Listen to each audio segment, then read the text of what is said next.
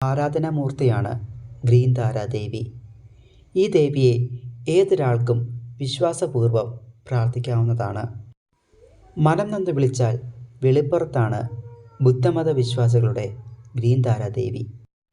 താരാദേവിക്ക് 21 പ്രധാന രൂപങ്ങളാണുള്ളത്. അവയിൽ ഓരോന്നിനും വ്യത്യസ്ത നിറവും ആത്മീയ ഗുണവുമാണുള്ളത്. താരാദേവിയുടെ 21 പ്രധാന രൂപങ്ങളിൽ ഒന്നാണ് ഗ്രീൻ താരാദേവി.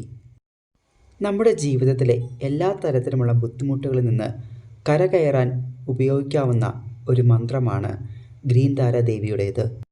ഏത് രോഗത്തിനും ഉപയോഗിക്കാവുന്ന ഒരു മരുന്ന്.